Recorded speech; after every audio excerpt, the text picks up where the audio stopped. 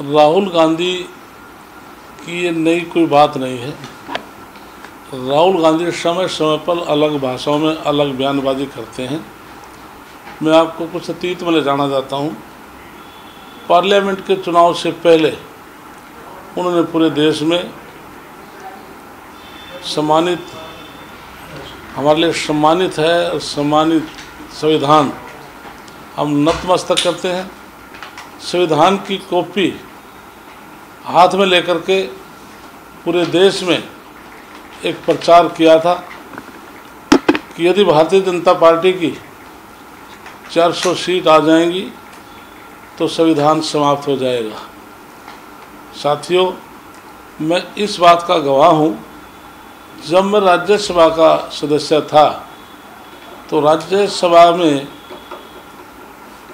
श्री नरेंद्र मोदी जी ने, प्रधानमंत्री जी ने एक चिट्ठी पढ़ी थी। वो चिट्ठी किसकी लिखी हुई थी? अतीत के प्रधानमंत्री पंडित जवाहरलाल नेहरू की लिखी हुई थी। उस चिट्ठी में लिखा था कि 1947 में देश आज़ाद हुआ, बाबा साहब ने आरक्षण दिया, अब लोग सामर्थ्य हो चुके हैं, तो सभी प्रदेश के मुख्यमंत्री को चिट्ठी लिखी थी, क्यों ना आरक्षण को समाप्त कर दिया जाए। लेकिन कांग्रेस पार्टी के लोगों ने उसको कटिंग करके ये देश में चलाया कि प्रधानमंत्री नरेंद्र मोदी जी आरक्षण को समाप्त करना चाहते हैं। पार्लियामेंट के चुनाव के बाद जब हरियाणा प्रदेश के चुनाव हुए तो प्रदेश के लोग उस झूठी खबर को अच्छी प्रकार से समझ गए और नायब सैनी के नेतृत्व में तीसरी बार भारतीय जनता पार्टी की सरकार बनाई। उसके बाद फिर उन्होंने वोट चोरी का आरोप लगाया। तो इसलिए यदि भारतीय जनता पार्टी वोट चोरी करती तो 2019 में उनकी 52 सीट थी, लेकिन 2024 में उनकी बढ़कर 99 सीट आई है। तो वोट चोरी होती तो उनकी सीट क्यों बढ़ती? अब हाल ही में उसने बयान दिया है कि मैं बहुत जल्दी एक हाइड्रोजन बम मैं छोड़ने वाला हूं। कल हमारे सम्मानित श्री नरेंद्र मोदी जी प्रधानमंत्री का जन्मदिवस था, जो पूरे देश ने बड़े उल्लास के साथ उनका जन्मदिन मनाया है।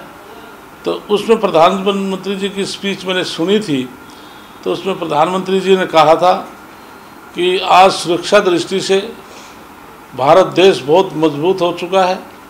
यदि कोई दुश्मन देश को परमाणु बम की भी हमें कोई धमकी दे तो हिंदुस्तान उस ताकतवर देश होने के नाते उसकी भी हम परवाह नहीं करते।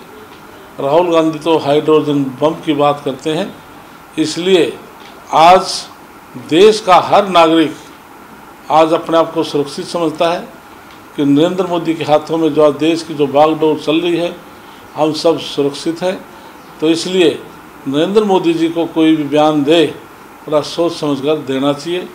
तो ये बात मैं कहना चाहता था।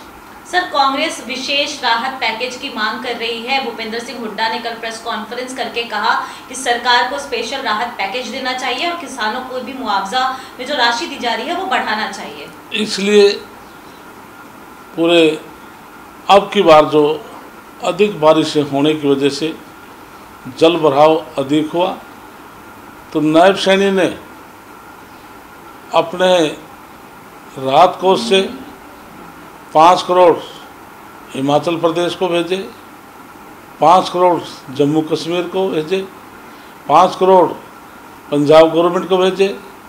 इसके अलावा खुद नायब सैनी जी पंजाब के मुख्यमंत्री का हाल चाल पूछने भी गए और कहा यदि इस आपदा में हरियाणा सरकार पंजाब के लोगों के साथ है। आज भूपेंद्र सिंह हुड्डा की जो आप बात कर रहे हैं, तो भूपेंद्र सिंह हुड्डा जब 10 साल मुख्यमंत्री थे, उनके शासनकाल में मैं इस बात का गवाह हूँ, 250 के चेक हमने देखे हैं कि उसकी सरकार में। लेकिन जब हुड्डा की सरकार थी प्राकृतिक के प्रकोप से, आगजनी से या किसी कारण से फसल बर्बाद होती तो मेरे ख्याल से जहाँ तक मुझे ज्ञान है 7,000 रुपये प्रति एकड़ के हिसाब से मुआवजा दिया जाता था।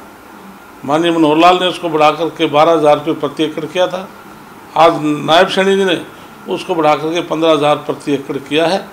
अब उन्होंने पूरे प्रदेश में उन्होंने पोर्टल खोला था जिसमें जिन किसान भाइयों की फसल जो ख़राब हुई है वो पोर्टल पर 15 तारीख लास्ट डेट थी और पूरे पर अभी गिरदावरी शुरू हो चुकी है। जो भी किसान भाइयों को नुकसान होगा वो सरकार, नायब सैनी सरकार देगी और 11 साल में अब तक 15,465 करोड़ हम किसानों को नुकसान की भरपाई कर चुके हैं। सर 1 साल हो गए हैं सरकार को बने हुए, अभी तक कांग्रेस नेता प्रतिपक्ष नहीं चुन पाई है। सर कई विधानसभा कमेटियों में भी नेता प्रतिपक्ष की जिम्मेदारी होती है, सरकार का भी कामकाज रुक रहा है, किस तरीके से देखते हैं सर? इसके लिए 91 में पहली बार विधानसभा में आया था। मैं अब 6ठी बार विधानसभा में हूँ। मैं पहली बार ऐसा देख रहा हूँ कि बगैर विपक्ष के नेता आज विपक्ष चल रहा है। ये कांग्रेस की आपसी ये फूट का कारण है। इसलिए राहुल गांधी और तो सारे देश की बात करते हैं, एक छोटे से प्रदेश हरियाणा प्रदेश में उसकी लड़ाई को समाप्त नहीं कर सकते कि विपक्ष का नेता कौन बने। तो ये कांग्रेस के संगठन की साथियों बात है। सर 2047 को लेकर पीएम को विश्वकर्मा का दर्जा दिया जा रहा है क्योंकि वो भविष्य निर्माण करने की कवायद में है। कल विश्वकर्मा जयंती कार्यक्रम में भी एक फिल्म दिखाया गया जिसमें ये कहा गया कि प्रधानमंत्री भारत के नए विश्वकर्मा हैं।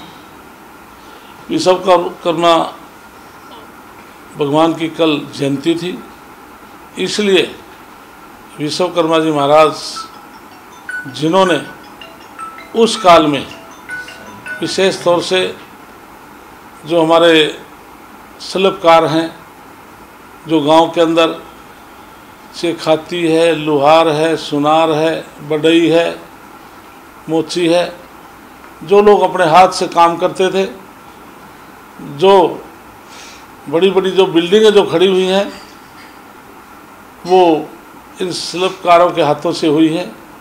आज आधुनिक का ज़माना है तो इसलिए प्रधानमंत्री जी की भी यही सोच है कि स्किल डेवलपमेंट को आगे बढ़ाया जाए, देश के हर युवा को उस स्किल दी जाए जिससे हुनर उसके पास होगा तो वो काम करेगा, जिसकी वजह से हमारा जो देश है आर्थिक दृष्टि से जो 11वें स्थान से 4थे स्थान पर आए हैं, बहुत जल्दी हम 3रे स्थान पर आए।